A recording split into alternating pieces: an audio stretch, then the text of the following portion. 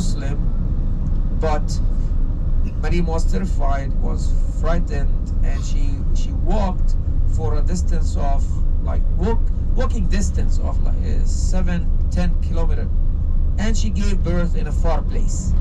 So that makes sense, rather than walking for a week from Nazareth to here to 200 kilometers, but from here to Jerusalem is 10 kilometers. So that's the difference between the Christian and the Islamic story in terms of the distance that she walked. Now, do we believe that Isa should be from the genealogy of Dawood? No, it's not a must. But why the Christian insisted that he should be from the genealogy of Dawood? Because they want to convince Bani Israel that he is the Messiah. Because Bani Israel rejected Isa as to be a Messiah, to be the Christ, to be the Masih. So they said to them, yeah, here's the credentials of this man. You denied him, but he was born in Bethlehem. He's from the genealogy of Dawood.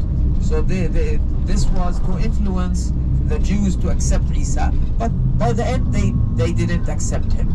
So all their work went in vain. I mean, for the Christian to convince the Jews, because they rejected Isa as a Messiah. Now the Muslim believe that he's a Messiah. There's no need for to be convinced. They are convinced by any word of the Quran. The Quran says a Messiah, it means that he's a Messiah. He's like Isa al-Masih alayhi salam. Now, how did we know that this is the exact location? The Bible mentioned that Bethlehem of Judah, the area of the Judean district, south of Jerusalem, to be the birthplace of Isa. So for the Muslim tradition, they accepted that because as part of history, as part of the stories told by the people of the book, and that we accept them as long as they don't contradict with Islam. But we have one doubt that we're gonna see it when we get into the church. So the Muslim accept the place to be the birthplace of Isa, but not with all the details. The doubt is that the Christian says that the time before the birthplace of Isa, before the birth of Isa, there were Persians, the wise people, the Magi's. These people, they were astronauts. They know how to read the stars. So they look into the stars and they saw the star of the king, the new king, the king of the heavens, the Messiah. So they came they followed the star that led them to the place where he gonna be born. And then they came to the king of the Romans and they told the king that we are welcoming the new king of the Jews. But the king of the Romans said, I'm the only king in this area.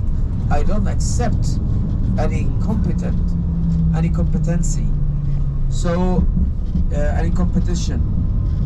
So he rejected that, and he ordered his soldiers to kill all the boys that are gonna be born in this time, at the time of the Annunciation. So Maryam alayhi salam was forced to go into a cave. The cave was used for raising and for keeping the animals, so it was a stable. And Isa alayhi salam, after the birth, was laid in a manger. That's why once we get into the city, you see a manger square, and the drawing and the statues made from olive wood. It shows the Holy Family staying in the cave, and the cave we see manger, that comes from the story that Maryam alayhi salam was afraid of Herod killing the boys, the massacre of the innocents they call it, and because of that she was afraid of the killing of her boy. She was forced to go and to hide in a cave that was a stable and in the manger. But how does that fit with Islamic story? The Quran says that she ate from the palm and drank from the water. How can we have a palm in the cave and a spring inside the cave? So this does not fit.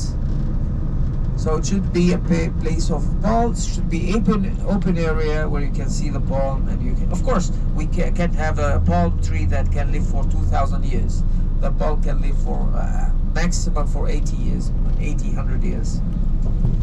So this is the more or less story. This is what we're gonna see.